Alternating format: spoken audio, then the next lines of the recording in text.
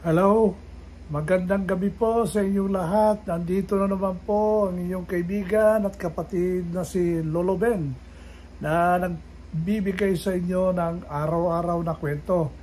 Ngayong gabi ang naisip kong ikwento ay tungkol dito sa accessory ng isang tao na sinusuot. Ang tinutukoy ko po ay yung relo.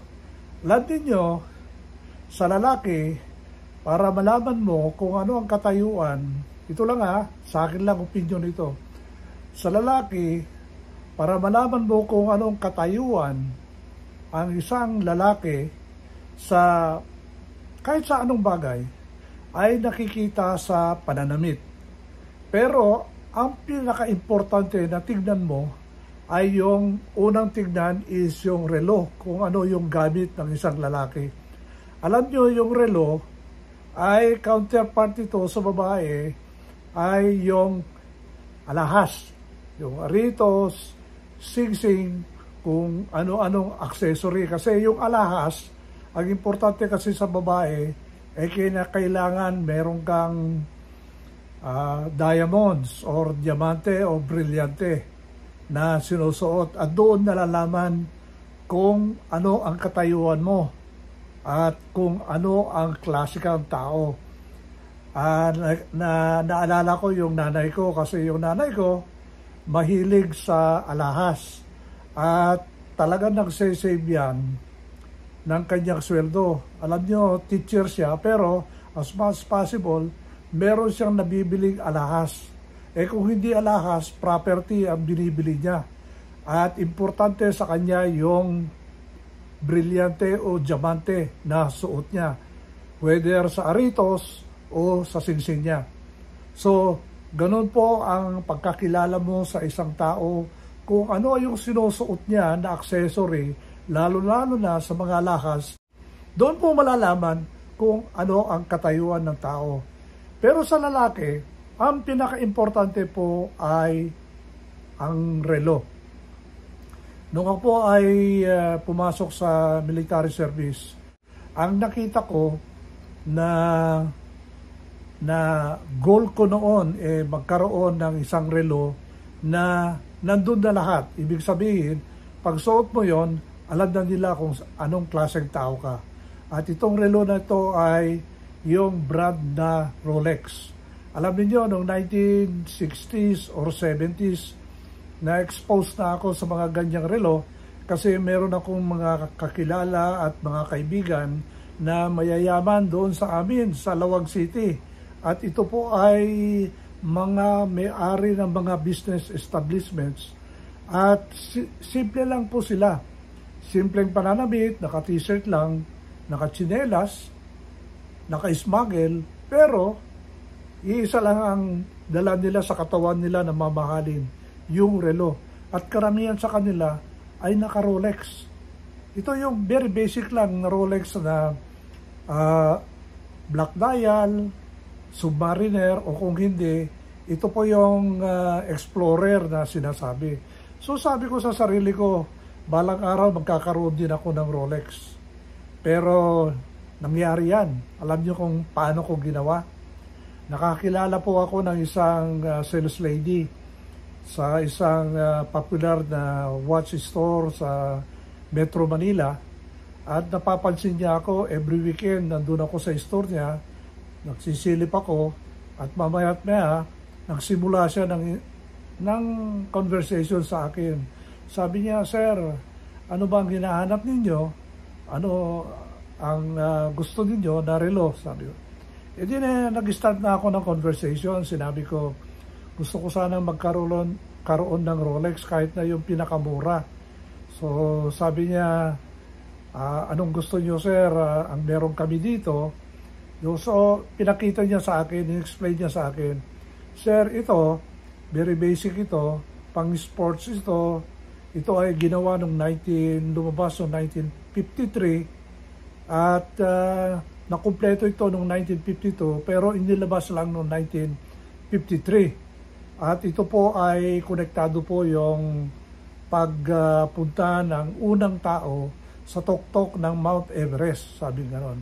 Kaya ang pangalan sa kanya ay Explorer 1. Yung Explorer 1 lumabas po noong 1951, and then yung Explorer 2 ginawa noong 1952, pero available sa market noong 1953. So sabi ko, maganda yata ito.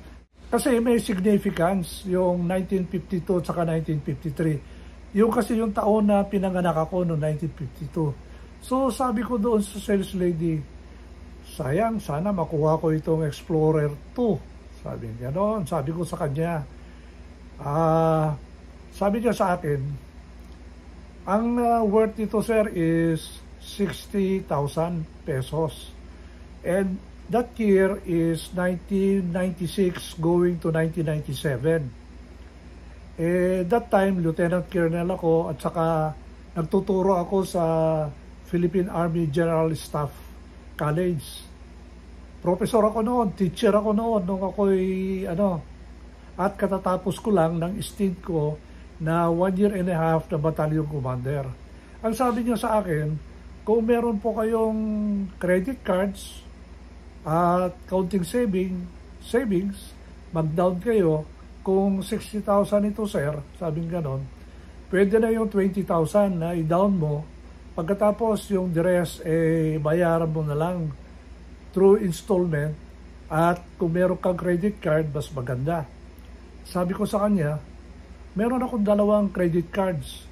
Pinaghirapan ko ito dahil nung panahon na yon, 1996-97, mahirap kumuha ng credit card noon dahil pinipili lang yung bangko kung sino bibigyan niya. At ang ayaw ng credit bank noon na bibigyan ay sundalo at saka mga artista. Kasi ang tingin nila sa artista at saka mga sundalo ay tinatakbuhan yung utang. Yung artista naman, hindi naman palaging sikat yung artista na nakakabayad ng kanyang utang. So ganun po, kumbaga nasa blacklist ang sundalo at saka artista nung unang panahon. Pero nagawan ko po ng paraan kasi meron akong mga kaibigan sa bangko at ginamit ko silang garantor. Kaya nabigyan ako ng credit card. Yung isang credit card ko galing sa Mastercard at isa pa lang ang bangko noon na nagbibigay ng Mastercard. Nakalimutan ko na yung pangalan ng bangko. Pero palaging every month ako nagpupunta sa bangko para pagbayad ng utang ko sa credit card. Kasi hindi naman ako magastos doon. Ginagamit ko lang sa kung ano yung kinakailangan ko na medyo kapos ako ng sweldo nung panahon na yon. At nabigyan din ako ng land bank during that time. Ang maximum limit po ng credit card ko ng mga yon is 20,000 each. Ganun po kaliit yung maximum noon limit. Pero yung 20,000 parang worth 100,000 na o 200,000 na ngayon. So sabi ko, sige, balik ako bukas, sabi ko doon sa sales lady, i-withdraw ko muna yung savings ko. Kasi noon, isang taon at kalahati na halos hindi ko ginastos yung sweldo ko dahil assign ako noon na battalion commander at nasa bundok ako. At hindi ko naman nagagastos yung sweldo ko noon dahil meron naman kami libreng pagkain doon sa batalyon. Ang nagagasto ko lang doon yung kung ano lang, pampalubag-loob sa mga sundalo. At karamihan ng aking sweldo ay nasa-save ko. So madalit salita, meron akong savings. Nag-withdraw ako ng 20,000. So kinabukasan, bumalik ako sa watch store, binigay ko yung 20,000 cash, tapos binigay ko yung 2 credit cards ko, at minax niya yung credit cards ko 2, Land Bank at saka Mastercard. At nabayaran ko yung Rolex ko na watch na Explorer 2. At ang price noon noong 1996-97 60,000. Alam nyo ba kung magkano na ngayon yung ganun na relo? Almost 400,000 na po. Stainless steel lang yon, pero nasa baol ko po yon, tinatago ko yon kasi malaking significance sa aking buhay yung relo na yon. At yung dalawang credit cards ko ay binayaran ko ng 2 taon. So you can just imagine, talagang pinaghirapan kong i-save at bayaran yung Rolex ko na yon. At noon, Lieutenant Colonel na ako, gamit-gamit ko, Rolex na ako. Kaya nagugulat yung mga mas senior sa akin. Tanong sila ng tanong, anong posisyon mo? Ano ako sir, teacher lang ako sa CGSC. Hindi naman nila matanong kung paano ako nagkaroon ng Rolex. Kaya mystery sa kanila kung paano nagkaroon ako ng Rolex. Baka nasa isip nila, mayaman akong tao. So, hindi naman sila nagtanong, pero the mere fact is, nagkaroon ako ng Rolex.